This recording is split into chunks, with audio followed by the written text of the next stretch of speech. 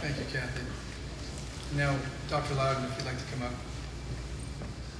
My name is Bill Loudon. I'm Regina's neurosurgeon. In the course of my job, I get to meet a lot of special children, but some of them really stick out and stick with you over the years. And Regina's one of those. And I don't know if I can do a much better job of explaining why than we just heard, but I'll give it a try.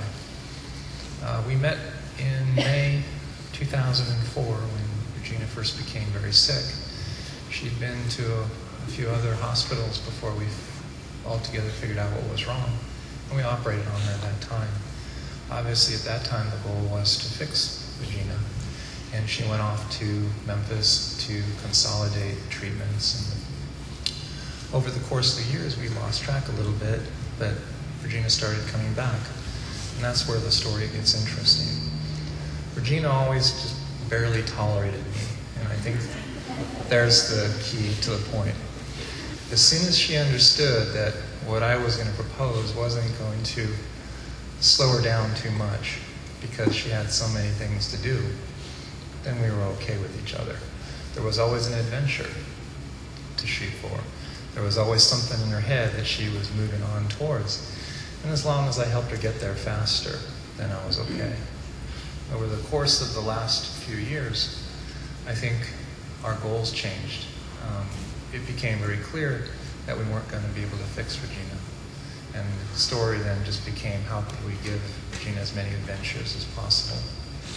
And boy, we sure pulled a few rabbits out of the hat.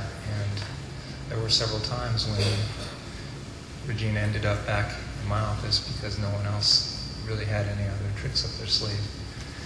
But we did it, and I think 2 years or 3 years, we really pulled off a lot of adventures. You know, we would do some amazing surgeries, and she would pop up right away, always surpassing anybody's expectation of her.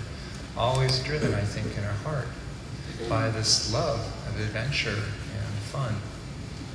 And, you know, to bring this quickly to an end, I think here on this last round, where I just didn't have any more tricks up my sleeve, and I talked with the doctors in Memphis and the doctors in LA, and we just realized that that was it. I don't really think Regina minded that. I think it was one less thing to get in the way, and it just meant for her that she was moving on to something better. And I feel privileged that I was able to help her get to as many adventures as she did. And I know that this one is the best adventure yet. And I'll always miss Regina. Thank you.